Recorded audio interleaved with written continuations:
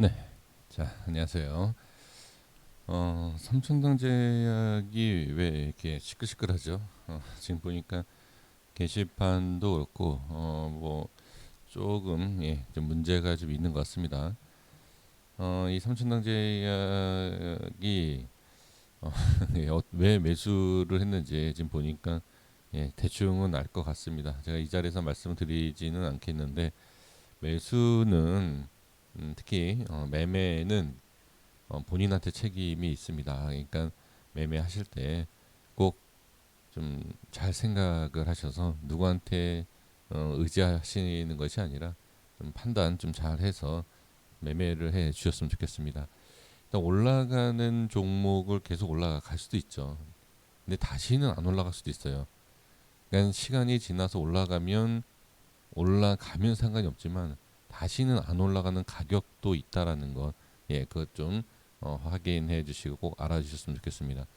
그리고 같은 자리여도 밑에서 좀 눌리고 나서 잡는 그런 매매 방법, 밑에서 잡으면 확실히 좋은 수익이 나죠. 그렇게 매매를 해 주셨으면 좋겠습니다. 삼천원제약에 있어서 좀 이래저래 말씀을 해 주셔서 뭔가 이상해서 게시판에 가서 게시글을 좀 보고 하니까 좀 이유를 좀 알겠더라고요. 자, 개인 수급이 좀 들어왔습니다. 이전에는 외인 수급 이렇게 들어왔는데 오늘 시장에 비해서 그래도 상당히 방어를 잘 해줬다. 그리고 시간 외에도 밀리지 않았다라고 이렇게 좀 볼 수가 있죠.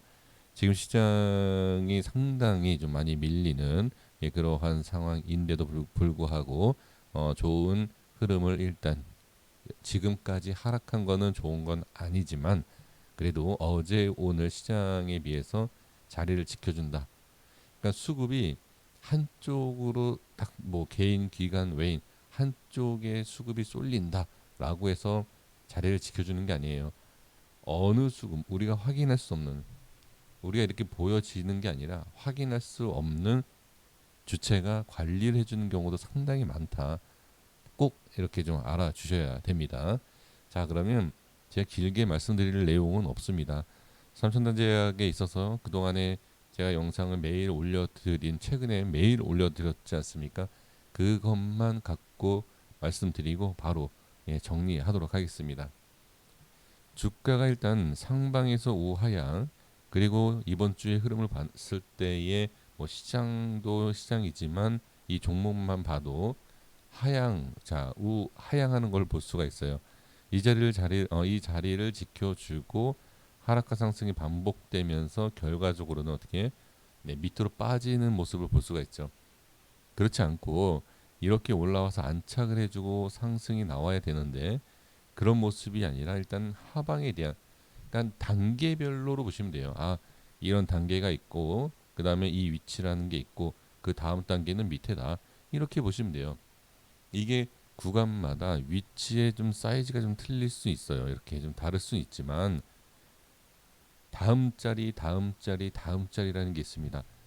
이렇게 뭐 한꺼번에 볼 수도 있지만 저는 매일 분석을 하고 있는 상황이기 때문에 좀 짧게 짧게 끊어가는 그렇게 좀 대응을 하고 그렇게 좀 설명을 드리고 있는 상황입니다. 그래서 오늘 모습을 보시면 어제도 자리를 잘 지켜줬어요. 그리고 일봉상에서 가장 중요하다고 생각할 수 있는 120선을 지지하고 있습니다. 그렇죠? 그러니까 이동평균선을 보시는 분들이 120선, 120선에 대해서 이미 말씀드렸습니다. 이 색칠한 기준을 잡고서는 봤을 때는 120선이 밑에 있었지만 뭐 지금은 이렇게 만나는 모습을 볼 수가 있죠. 그래서 120선도 기준이 될 수도 있고 저는 이 과거의 캔들 위치를 봤을 때에 여기 이 자리가 지지를 한번 받아야 하는 자리이다. 그러면 지지를 받는다라는 것은 상승을 할 수 있는 조건을 만들어 놓은 겁니다. 하락을 하지 않고 지지를 한다. 이 위치에 대해서는 분명히 강한 매수 또는 밀지 않겠다라는 의지가 보여지는 위치다. 그리고 여기가 밀리면 다음 자리를 또 가야 돼요. 이동평균선이 될지 그 다음에 위치를 여기를 봐야 될지는 자 여기요 이렇게 봐야 됩니다. 여기 이거는 빠지고 나서 얘기를 해야 되는 그런 모습이고 지금은 빠지는 걸 말씀드리진 않겠습니다. 하락하고 나서는 큰 의미가 지금은 없어요. 지금은 반등을 하자, 상승에 대한 내용을 좀 보기 위해서, 좀 그 내용을 좀 기대하기, 상승을 기대하기 위해서 말씀을 좀 드리는 거고, 그 다음에 무조건 올라간다라고 말씀드리는 것이 아니라 자꾸 지금 이 자리를 지지하고 있고, 그 다음에 지금은 보통 시장이 아니고 하락 시장입니다. 급락장인데도 불구하고 지켜주고 있다.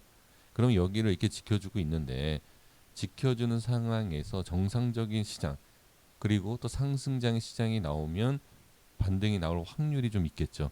그것을 좀 말씀을 좀 드리고 싶은 것이고, 대신 상승이 나와주는 시장이고, 그 다음에 뭐 크게 문제가 없는 시장이다 하더라도 이 자리에서 수급이 붙지 않고 상승이 나오는 딱 스타트를 끊어주는 물량이 나오지 않는다라고 하면 밀릴 확률이 높아요.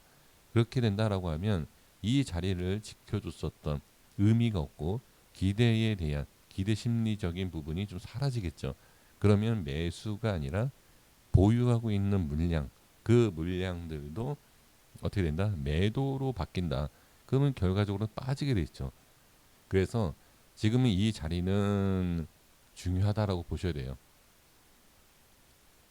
지금 제가 여기서부터 계속 말씀드렸을 때는 큰 의미를 두지 않으셨을 거라 생각이 됩니다. 뭐 120선을 만나서 그런 거다. 그렇게 생각하셔도 상관없어요. 지금은 120선이던 이 색칠한 거던 이게 중요한 게 아니라 더 이상 밀리지 않고 하락장에서 버텨주고 있다라는 것만 그냥 보시면 돼요. 그래서 지금은 이 자리는 분명히 중요하다라는 것은 우리가 알 수가 있고, 그 다음에 이 자리에서 밀리게 된다라고 하면 지지를 해줘서 상당히 좋았는데 밀리게 되면 다음 또 추가락이 나오겠지. 결과론적인 게 뭐죠? 이렇게 빠지니까 추가하라, 빠지니까 추가하라, 빠지니까 추가하라, 빠지니까 추가하라. 이게 바로 하루하루 분석을 해 나가면서 다음을 어떻게 봐야 되느냐. 그냥 자 보세요. 여기서부터도 말씀을 드리지 않았습니까? 이렇게 빠지면 이렇게 올라오겠지. 여기 빠지면 이렇게 올라오겠지. 그냥 아무 대응이 없어요. 아무 대응이 없는 상태에서 올라오겠지라는 기대감만 갖고 있는 상황. 그렇죠? 여기가 좋은 자리다. 그래서 여기서 올라갈 것 같아서 이 자리에서 매수했는데 빠지면 그 매수한 자리가 틀렸다라고 봐야 돼요. 그럼 지금 대응만 하셨어도 20%다. 20% 상승 수익 챙기는 거 상당히 어렵다. 근데 이렇게 조금이라도 빨리 대응했으면 이러한 모양. 물론 빠졌기 때문에 그렇지만 빠지지 않고 여기서 반등이 나왔으면 홀딩이 맞겠죠. 그러니까 알 수가 없다는 거예요. 자, 어느 누구도 이 주식이 이 자리가 좋다 나쁘다를 얘기할 수는 없어요. 그냥 기준에 맞춰서 그 기준에 있으면 좋은 거고 기준에 벗어나면 안 좋은 거예요. 그 기준을 맞춰서 해야 됩니다. 그래서 제가 말씀드리고 싶은 게, 매수를 이 우에서 하셨다라고 하면 내가 왜 했는지 그걸 아셔야 되고, 그 다음에 누구의 입에서 얘기가 나왔다라고 하면 왜 이 자리가 중요하냐 물어봐야 돼요. 그리고 이 자리에서 만약 이탈되면 어떤 식으로 해야 되는지를 전략적인 부분이 있어야 된다라는 겁니다. 저도 매매할 때도 그렇고 제가 이제 종목 추천할 때도 마찬가지예요. 어디에서 이탈되면 뭐 손절, 어디까지 빠질 수 있다라는 걸 미리 말씀을 드립니다. 뭐 10% 빠질 수 있다, 30% 빠질 수 있다, 어디까지 빠질 수 있다라는 것을 미리 말씀을 드리는데, 매수에 대한 것도 우리가 누구 얘기를 하든 안 하든 상관없이 내가 매수할 때 어디까지 빠질 수 있다라고 하면 그걸 기다리는 게 아니에요. 상황을 봐서 기다렸다가 추매할 수 있는 물량을 처음 들어간다든지, 아니면 비중이 실려 있는 상태라면 뭔가 잘못됐다라는 빠른 판단 속에서 손절을 해야 된다. 다시 올라오더라도 이거는 필히 하셔야 됩니다. 삼천당 제약에 있어서 아까 제가 이제 서론에서도 말씀드렸지만 좀 매매가 어려우실 수 있어요. 어려운 이유가 몰라서 그래요. 그러니까 모른다라는 게 뭐 저는 알고 우리 시청하시는 분들 모른다 그런 내용이 아니라 저도 모르죠. 왜? 저도 매수를 안 했기 때문에. 매수를 하면 알죠. 내가 왜 이 자리에서 매수를 했는지를 알지 않습니까? 그러니까 모르신다라는 것은 왜 이 자리에서 매수를 했는지를 지금 모르고 계시는 것 같아요. 그걸 모르면 정말 안 됩니다. 그냥 삼천단제약이 좋아서, 기업이 좋아, 재료가 좋아. 자, 그렇다라고 하면, 좀 길어져서 죄송합니다만, 기업이 좋아서 샀다라고 하면 올라갈 때가 아니라 올라가서 또 올라가면 그냥 보내주는 거고, 올라갔다 눌리는 걸 보고 들어가는 거예요.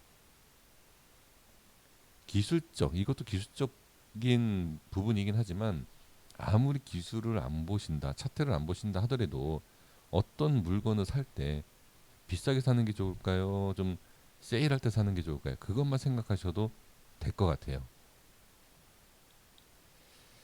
물론 가는 종목에 뭐 간다 뭐 이런 얘기도 있습니다. 다 그런 게 아니기 때문에 네, 이런 말씀도 조심스럽게 좀 말씀을 좀 드려봅니다.